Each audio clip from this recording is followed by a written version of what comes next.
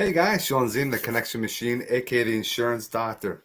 Live number 58. Guys, it's all about being consistent, making sure that you are on your game on a daily. If it's not daily, if it's weekly, monthly, yearly, you got to make sure you are putting the content out consistently. So, with Webtalk Legends Podcast, we are doing this to have people come on, share their story, be there so that you can learn, that you can grow, that you can implement different strategies and tips that we are talking about. I want to bring on my guest. He just came back. We're having a little technical difficulties, but I am, as you know, very persistent. So I keep up, I keep going, make this happen. Housekeeping. If you're tuning in on the live right now, please hashtag live so we know who you are. Drop a comment where you're watching from. If you're on the replay, hashtag replay. And again, same thing, where you're watching from. If you have agreements, disagreements, you have some comments, if you want to engage, please drop comments. We love that. And at the end, if not during, hit share and put it out to different social media platforms. We want to help as many people as possible. Let me bring on a good friend of mine, Jerry Incandela. What's up, brother? What's up, Shawn? How are you? Good. How are you? A little technical difficulties, but hey, we made it happen, right? Yeah, that's we tread on through and make it happen. Got to make sure we're always persistent. Things are always, not always, set up the proper way. Technology, it's technology, right? Yeah, it helps. It's helpful, and sometimes you just gotta deal with it. So, as always, I like to have the guest tell us who you are and what you do.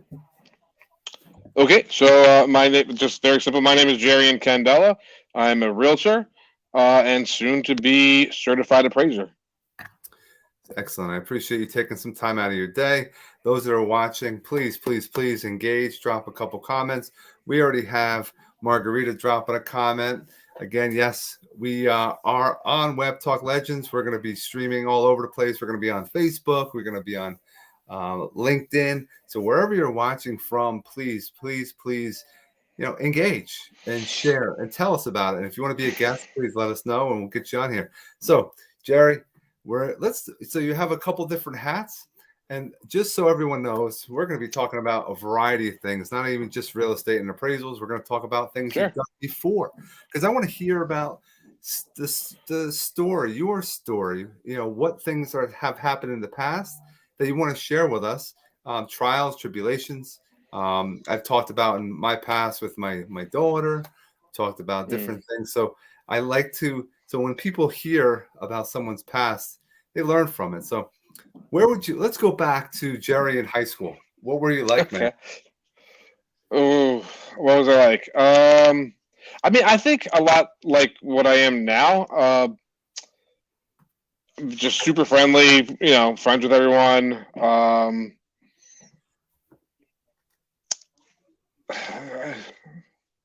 So you're outgoing. Very athletic. Yeah, very athletic. In terms of sometimes I envy people that know what they wanted to do when they were young. I really didn't. But, what I will say though, in terms of professionally wise, I always knew I wanted to be an entrepreneur. That's for sure. It wasn't until college and economics class that it was actually my hardest class, and yet I found myself loving it in terms of just the theory and the numbers, because it was a little bit of everything. You had logical mathematics in it, but it wasn't straight math. It was, how the market's working, things like that. So I ended up loving it, and I should have known it kind of was going to get me into doing loans. That's right. But I didn't. Yeah, I did. Yeah, I actually after college, I was doing this is 2004, 5, 6, 7, leading up to the financial crisis, essentially. But I used to work for HSBC and then Countrywide as a loan officer. So like that was always just an interest of mine in terms of working. Like now with real estate, I love working with investors. Um, Not that I don't like helping people buy and sell homes, of course, that's part of it. But I really love the investor side of it because it's more of the numbers and calculating ROI, things like that, as opposed to marketing, which is what I would say is more the realtor job, marketing homes. So obviously you market homes, but also when you're working with investors, it's a little bit more than that. You're marketing investments and different kinds of um, investments. Here we're talking about real estate, but it's like where do we fit in the market, calculating ROI, adding value, etc. So that's really where my passion has always been, but I guess it took me a little while to find it. Um, Now with what I'm doing with the appraisals, that's more so, again, working with investors, doing the value for the banks and also for buyers. But it's a little bit more, I don't want to say like number oriented as opposed to marketing oriented. You're taking care, you're reacting to some business. So what I was hearing before, as far as going back to sports, Mhm. how did sports play a huge role in your upbringing and then also going into and leading into entrepreneurship? I think it may have been for sports like the competitiveness of entrepreneurship. Um, and it's just also the teamwork. But I think the competitiveness for me um, is what sports sort of how it relates to the business side of things. And there's a lot You of know, stress involved with playing sports and different games and being what was your favorite sport you were into? I mean, I was a football player and I loved basketball. So you definitely want to be. Sometimes people have that fear of being, I don't want to have the ball, or I don't want to have that certain block. I don't want to have. I don't want to be put on the line to put that last second stuff. People don't like that Hmm. sometimes, and that's something that you're going to be involved in. You're going to have things that are going to fall apart in your entrepreneurship. You might be working down a path and it doesn't work out for you. And how do Right. you direct that? And how do you change your mindset? And talk about maybe how about those that are having struggles when they are making their calls and they're not getting those yeses? How do you keep going? How do you keep going? Well, I think you have to have faith in your ability. Number one. Number two, you have to also, I think, look at the numbers in an unbiased way. So, for example, if out of 10 calls you're talking to 7 people and you're setting uh, 3 appointments, let's just say. Um, I mean, there's a couple different ways to look at that. So I Mhm. would say, that's pretty good. Almost half of, or actually more than half, Yep. almost half of your appointments you're setting. That's actually pretty good. So, sort of like, because sometimes we can be hard on ourselves. That's one Yeah. thing.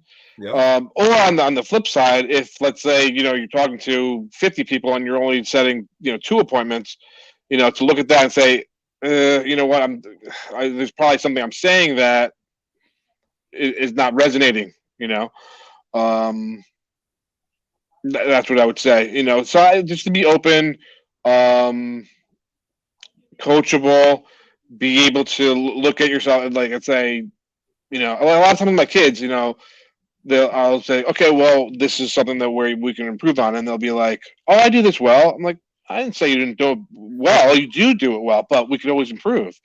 So it's something I run into as a parent. I'm sure you do as well. I Where want to talk about that, man, because how old are yeah, your kids? How old are they now? 9, 7, and 6. So they're all like little people, man. They're not kids. They're not little Yeah, babies. yeah. Um, I just listened to. It comes across every once in a while a short little short or video or reel Hmm. about how a kid You have to really put in the first 4 years. And if you lose out all the time on that first 4 years of the kid, you just missed out a huge experience. And people are Right. not, they're not around, they're not present, they're not, and the time flies, because now they turn into little people. Now you have a Yeah. different kid, you have more attitude, you have more, I want to do this kind of thing. Right. The criticism, how are kids today with criticism? Not good. But I mean, to be fair, many adults are not good either. So I mean, but that's something I want to teach them.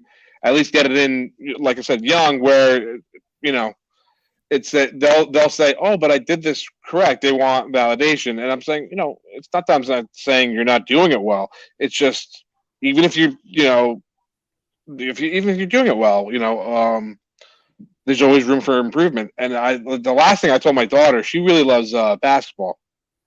Probably going to coach her next year, but I'm sure you've heard of how hard Michael Jordan, or Kobe Bryant, how hard they would practice.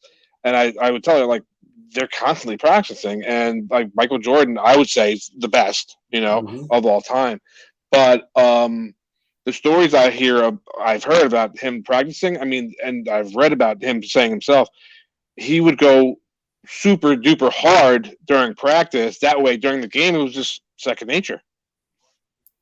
Putting in the hard work, it's all about the process. Right. Everything is about that process. That's why I love sports myself. And I believe those that are involved in sports really are successful and strive really well in an entrepreneur type of Hmm.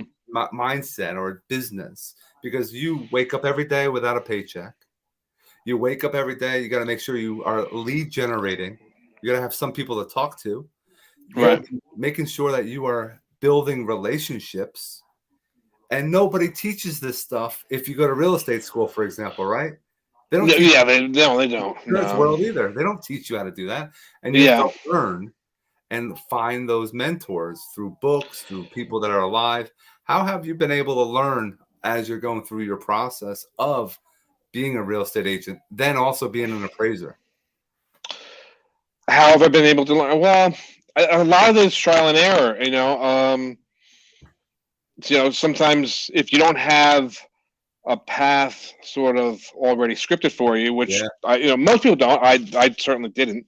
Um, like for example, what I found in the appraisal business, there's a lot of family businesses. Father son, father daughter, etc. It just gets passed on to generation to generation. For me, like I'm the first generation of someone doing this, so I had to. It took me a while, but I had to first find a supervising appraiser, and I would ask everyone, that all the appraisers that were doing appraisals on my transactions, on my real estate transactions. I would say, hey, I want to add this to my business and start doing this as well. Are you looking for someone? And most of the time it was no, no, no, because people didn't want to. Mm-hmm. I mean, many people, they look at it as training their competition. Fortunately, I was able to find a couple people that were were open to it. They had a different business model, and they wanted to take on um, another appraiser. Right. So that's how I got into it. Um, but a lot of it is you just got to keep going. Like if I would have just accepted like many of those first no's, I never would have gotten into this. You And know. that's something that going back to being a parent, that's something that our kids have to hear about. That's a struggle. Like, not everything, you go to college, everyone's like pushing college. You're not guaranteed a job when you go to Right. college. You're not guaranteed an income if you go to college, but you got to Right. put some time in. You have to work, and people don't realize it. And being an entrepreneur, you have to always be on your A game, or you have no money coming in. Yeah. Yeah. Well, that's nothing too. If I can sort of like circle it back to sports, Yeah. strategizing. Coming up with different plays or different strategy. Um, like you said, I mean, my whole thing, at least with uh, adding adding the appraisal business to what I can do, is it was another revenue stream. So it's a value add for my clients, because most realtors are not appraisers. That's for sure. Many appraisers are realtors, but they don't really do it full time like I do. So it's a value add, number one. But number two, it's another revenue stream for me. In case things aren't happening on one side, I can concentrate on the other, and vice versa. Yeah, everyone today has to have different funnels, and we have Marlon, who's in New Zealand. Like boxing, you train hard, you fight easy. Consistent practice makes one better. Yes, Yeah, so for sure. true. It's something that you put some time in, and having a different funnel. Like a lot of people see what I'm doing on social media. I'm a full-time teacher. I teach phys ed and health for my full-time Right. job. Yeah. But I also have an insurance business, and I'm working on other, a fitness business. I have, Webtalk. I have different things going on. People are like, "What are you exactly doing?" And I'm like, "That's what I want. I am a solution to someone's problems." That's why I Exactly. went by the connection machine, because I'm the connection machine, aka the insurance doctor. Because it's not, anyone can do insurance, but if I can help you grow, that's a powerful value add in the conversation with building business with other people, building relationships, etc. Yeah, exactly. I totally agree. And one thing I'll add to that, as I've gotten older, I've gotten more confident. Um, and what I'll say is this: I mean, you've heard the old adage, um, "Jack of all trades, master of none." You know, I mean, screw that. Like, because the reason I'm saying that is because oftentimes people say, "Oh no, you have to concentrate on one thing only," and it's like, no, I think like most recently, last 5-10 years, especially with like Gary Vaynerchuk and some of these influencers, they've brought out like, okay, multiple revenue streams. Yep. That's number one. And like, I mean, who says you or I can't be good at more than one thing? That's I would say that first and foremost. And then secondly, I mean, just doing what I think maybe because we are cut from a different cloth as entrepreneurs. Just doing one thing, I mean, we would get so bored. Right. You need to be challenged. You need to Right. have more experiences. And I found the more people I can have conversations with, that's lead generation. And it For could sure. go into different things. And a lot of people, here's the thing, a lot of people talk about MLMs, multi-level marketing. Oh, Hmm. they're horrible. You should never be involved in them. But check this out.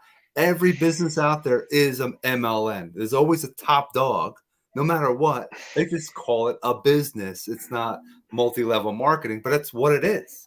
Everybody's Yeah. working to a common goal in that Yeah. whole conglomerate. So something that is so negative in this world, it is a positive to be involved in something like that. For sure. I totally agree. Again, like you said, something like that, it may have like negative connotations, but I mean, every business is set up. Every business is a pyramid scheme. I mean, let's just be honest. CEO, whatever, presidents, associates, lower level managers. They're all set up the same, and I mean, it's not the people at the bottom that are making the most money. It's always the CEO. So, I think in essence, every business is set up in that pyramid way, top down, and basically, I mean, like talking to people, making the most connections. I mean, that's the name of the game. No matter how you slice it. How do you feel? Well, let's flip the script as far as go down. Let's talk about food. I like finding out what are some favorite people, their recipes, or if they like to grill or go out to eat. Are you one that's going to be in the kitchen? Or are you one that is going out to dinner? Unfortunately, both. But I like to go out to dinner, and I do like to cook. I enjoy it. So yeah, I mean, you can find me grilling or finding, a great recipe online, and I like doing it. Are you following the recipe to the T, or do you like to branch off and add a twist? For the most part, I do. Unless there's something I can substitute, an ingredient I can substitute, I don't mind doing that. But for the most part, I'll do it to a T. Like I make a killer tiramisu. Do you like tiramisu? Yeah. I make a killer tiramisu. I follow it to a T. What I'm finding is it works. Everyone likes it. So I think with baking or like pastries, I think you kind of have to be on the ball. Yeah. But cooking, you can sort of venture out a little bit to substitute. And is there a favorite restaurant? What is your go-to as far as when you're going out to eat? What is it? I need to get this. You're craving it. um, hmm. I like so my family. I'm a first generation Italian American. So in terms of Italian food, home is I grew up Yeah. with the best Italian food. So when I go out, I actually like to not do Italian food. I love Thai, uh, and then there's a Thai restaurant nearby that does this cashew nut. Oh, it's Mm. awesome! It's so good. Yeah, they put these cashew nuts in there, and you can choose whatever protein you want with the nice sauce and vegetables. It's just excellent. It's something that I think a lot of times, cooking at home can be cheaper and For sure, for sure. bigger households like you and I have. You are in the more position they're eating more. Mine are not at that point yet, but it gets expensive. So if you go out to dinner, it's Oh like, yeah. holy crap. So we make sure of definitely going to places that's going to be reasonable. Have you been to American Dream Mall yet? Yes. Yes. And man, for those that are watching, and we have people from New Zealand, we are all over so far, and people are popping in here. This American Dream Mall is going to be a site. This is going to be a site that everyone from around the world is going to come to see. You could do anything and everything in this mall. What was something that you saw there? So I took my kids there. We did the Legos and the not the planetarium, aquarium. The aquarium was awesome. Yeah. I mean, and the thing is, it's very, very big. It's, Um, it takes so forever. Yeah. yeah, I mean, you can kind of, almost get lost in there. It's so big. They have an ice rink. I took my son. They have those little animals that you could ride around in, which is, I mean, it's awesome. It's fun. But yeah, the aquarium for me, I love that. I've been there a couple times with the aquarium. It's a lot of fun. We went a couple weeks ago for the first time, and Okay. we were there for almost 4.5, 5 hours. We ate there at like probably Wendy's or something. We ate there, but just going with the kids and seeing the snow, they're skiing, the ice rink. Yes. You have Nickelodeon. There's the like you said, there's a miniature golf. There's Mr. Beast is like a huge YouTuber. He's got his burger. Oh, really? Oh, wow. Yeah, he's got a burger joint. My kids just told me about that. I didn't know he had a restaurant as well. Wow. Yeah, he's got a burger joint now. There you go. You got the multiple revenue streams for him It's too. multiple, right? Yeah. There's a wall full of like I think it's maybe I'm not sure how much is in there. Maybe $100,000, if not more, in the wall. All real money. Like it's Really incredible amount of money. All the YouTube that he's done. My kids just told me about him. I never heard about him. But yeah, I mean, he's like, like how many subscribers? Like in the millions, multiple millions. Yeah. Crazy. That's all his job is, and he does videos, and he spends tons of we're doing a StreamYard. We're not using multi-million dollars to produce what we're doing, but it's all about. He's done a different. I'm all about educating, giving value. That's entertainment. He's doing a whole different type of video. How has social media played a part in your business with real estate? How has it played a part? Yeah. Well, for me, it's been mostly branding, so to speak. In all honesty, I'm not big on. Um, I was never a huge like Facebook person. The only reason why I started it years and years ago was because I wanted to use it to get more clients, things like that. In all honesty, it's garnered me, I would say, two new clients in at least directly. That I wouldn't have had because of it. Um, in the years that I've had it, but a lot of it's been branding and um, that sort of thing, or like just like keeping in touch with people that are already fans of mine, and know me. But it's just like another touch, so to speak. Yeah, it's definitely a way of creating your brand, which will generate leads. A lot of people think they Hmm. just post, they're going to get all this business. But if you strategically do certain things, it can be a wealth of opportunity. And For some sure. people don't have the time. They say, I don't have the time. And I'm like, listen, do video, do some lives, do some podcasting, watch what it does to your business because you're providing something of value instead of just saying, hey, use me to buy, sell, and invest. Right, right. And actually, now that you say that, there's a national coach, real estate coach that I follow. That many of these guys are big. They're actually big YouTubers as well. And one thing in terms of the industry now that I've seen where a lot of coaches are um, sort of like directing people, and I'm going to go there too, is YouTube, and it's doing educational videos in whatever your expertise is. So mine happens to be real estate, so it's like you know I'm gonna start uh, producing those, which is actually one of the reasons why when you asked me, I was super excited to come here with you because it's like, admittedly, many of us get shy in front of the camera. It's like, okay, well, I do have to start getting used to this because it seems to be the name of the game. With at the very with getting clients, because I mean people can be watching your videos and getting educated and getting value when I'm sleeping, and then that next day they can give me a call. Hey, I'm looking to buy or sell in New Jersey. Can you help me? Yeah, of course. And I think it's great. I really do. To showcase your skills, I think it's great. And it's something that's going to be there. Like you Right. said, it works through you're sleeping.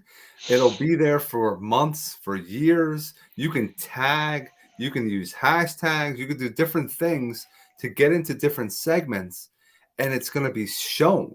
If you put stuff on Facebook, remember I used to do a lot of Facebook lives. The algorithm changed. I used to get It goes hundreds of away. views. Now you don't get a lot of views at all because they want you to Yeah. pay. You have to pay, and use your business page and all this stuff. But if you Okay. use YouTube, that's why we're on YouTube. There's a lot of people. We're going to get more opportunities. More people are going to see your stuff. And then you got to make sure you check out people's description in the video so that you can have all your links, your contact information. They can learn about what you were going to talk about. And then you have at the end, this is the things I've learned, is having all the there's an end screen. So you can have a playlist and Hmm. put that at the end. Hey, make sure you hit this button to subscribe. Check out this video. Check out this Right. playlist. And it directs people to go to the next video to keep watching your content. Right. No, exactly. And then also going back to one of the coaches I was referring to before, um, and we just didn't, guys, think about it. He was saying how like Facebook is more of like you go on it and you scroll, as opposed to something like a video platform. I mean, the viewer is actively engaged. They're not scrolling. So that's another benefit I think to video as well, where they could rewind, watch it again, and they're not scrolling for sort of attention. Here it's like, okay, whoever's watching is engaged. Right. And with YouTube, just the kind of like the last I want to talk about is the shorts. If you're using Mm, shorts, it's like reels and you'll get more reach.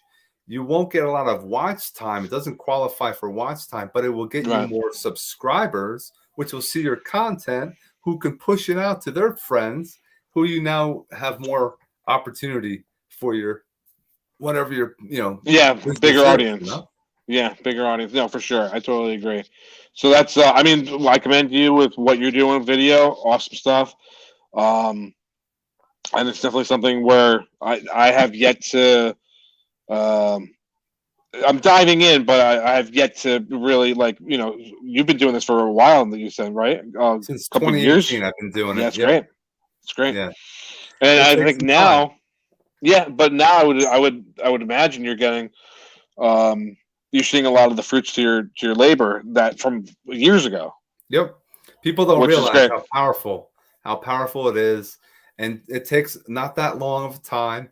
Well, look, we're having a conversation for 30 minutes, and this is going to be out there, and people are going to get to know who you are and Yeah. continue to see who I am as far as my brand. And it's just going to open up different doors. And for those that are just popping in, definitely wait until this uploads. You can be able to take a look at all the value that you had missed in this conversation. Don't forget to connect with Jerry. All this content information will be in the description. Connect with him on Webtalk. I know he's setting up a profile on there as well. Yeah. And I appreciate you, Jerry, coming on. You did awesome. And for Oh, many thanks, Sean, more, and we're thank going you to for see having you. me. I appreciate it. Yeah, man. And I hope that everyone that's watching, I hope you all have an awesome rest of your day. Yeah. Take care, guys.